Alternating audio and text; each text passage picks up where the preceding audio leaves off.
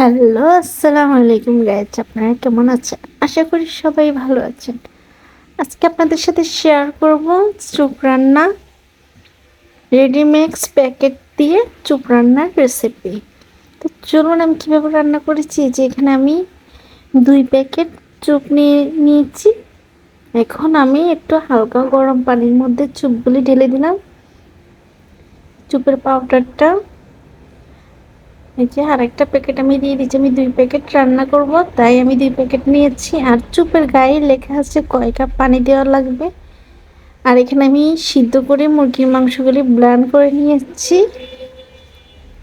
1 packet চুপের জন্য 2 cup পানি। এটা চুপের প্যাকেটের মধ্যে লেখা আছে যে কয় কাপ পানি দিতে হবে। এখন এগুলি অনবরত নাড়তে হবে, কোনোভাবে নাড়া বন্ধ করা যাবে না। যদি নাড়াটা বন্ধ করা হয় তাহলে চুপগুলি জমে যাবে আর গাঢ় হয়ে যাবে। চুপটা একটু পাতলা পাতলা রান্না করতে হবে, একদম ঘন করা যাবে না। আর ভালো করে এটা নাড়তে হবে, নাড়তে নাড়তে দেখবেন হয়ে যাবে। এই যে এখন আমি ব্লেন্ড করা মাংসগুলি এর সাথে মিক্স করে নিয়েছি। এখন এখানে আমি একটা ডিম মিক্স করব। ডিমটা আমি একটু ফাটিয়ে নিচ্ছি আর চুলাটা আমি অফ করে দিয়েছি। অফ করা অবস্থায় ডিম দিতে হবে, কোনোভাবে চুলা জ্বালিয়ে ডিম দেওয়া যাবে না, না হলে ডিমটা শক্ত হয়ে যাবে। যে আমি ডিমটা দিয়ে দিয়েছি।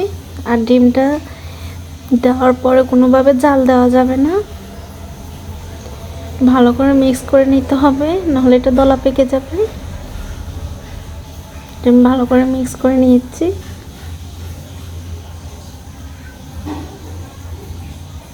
খুব সুন্দরভাবে মিক্স করা হয়ে গিয়েছে। স্যুপ রান্নাটা আমার শেষ হয়ে গিয়েছে।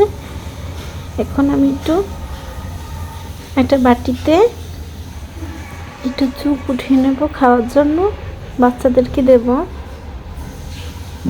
যে ভালো করে আমার মিক্স করা হয়ে গিয়েছে। দেখতে পাচ্ছেন কত সহজভাবে চুপ রান্নাটা হয়ে গিয়েছে। আমি একটা বাটিতে উঠিয়ে নিয়েছি। একটু খুব চটপটে রান্নাটা হয়ে গিয়েছে। এভাবে আপনারা বাসায় ট্রাই করবেন আর আমার চ্যানেলটা সাবস্ক্রাইব করে দেবেন, আমরা পাশে থাকবেন।